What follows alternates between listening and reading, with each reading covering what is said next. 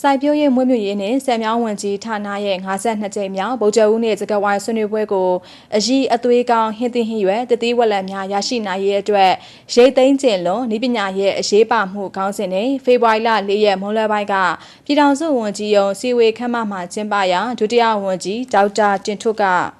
ဟင်းသီးဟင်းရွက်နဲ့တတိဝလံကန်တာဖွံ့ဖြိုးတိုးတက်ရေးအတွက်ဗပောင်းဆောင်ကဆောင်ရွက်နေကြပေမဲ့လည်းရိတ်သိမ်းစဉ်နဲ့ရိတ်သိမ်းပြီးနောက်ပိုင်းစီမံခန့်ခွဲမှုအားနည်းချက်များကြောင့်အရေးအသွေးကျဆင်း၍ဈေးကွက်မဝင်ခြင်းနဲ့လေလွင့်ဆုံးရှုံးမှုများစွာရှိကြောင်းရိတ်သိမ်းသည်မှာအစာပြု၍တန့်စင်ခြင်းအမျိုးအစားခွဲခြင်းထုတ်ပိုးခြင်းတူလောင်ခြင်းနဲ့တည်ယူပို့ဆောင်ခြင်းစတဲ့အဆင့်များမှာရိတ်သိမ်းခြင်းလွန်ဤပညာကိုစနစ်ကျအသုံးပြုမယ်ဆိုပါက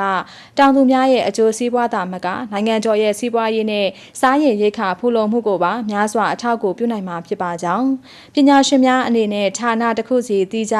ရိတ်ချိန်လွန်ဤပညာရက်ကိုသုတေသနပြုဖော်ထုတ်နေကြမယ့်အစားတက္ကသိုလ်သုတေသနဌာနဤပညာပြန်ပွားရေးဌာနတို့ပူးပေါင်းပြီး Consortium အနေနဲ့ဆောင်ရွက်ကြဖို့လိုကြောင်းထုတ်လုပ်သူရောင်းချသူစားသုံးသူများပါဝင်တဲ့သုတေသနများလုပ်ဖို့လိုကြောင်းသုတေသနရလဒ်များကိုဟင်းသီးဟင်းရွက်တတိဝလံစိုက်ပျိုးထုတ်လုပ်မှုကံကြဖွံ့ဖြိုးတိုးတက်ရေးမှာအကျိုးရှိရှိအသုံးချသွားကြဖို့တိုက်တွန်းပါကြောင်းပြောကြားပါတယ်။အဲဒီနောက်52ကျင်းမြောက်ဗုဒ္ဓဦးနေ့စကားဝိုင်းဆွေးနွေးပွဲကိုဆက်လက်ကျင်းပရာဆွေးနွေးပွဲမှာစိုက်ပျိုးရေးဦးစီးဌာနစိုက်ပျိုးရေးသုတေသနဦးစီးဌာနစိုက်ပျိုးရေးတက္ကသိုလ်တို့မှပညာရှင်များက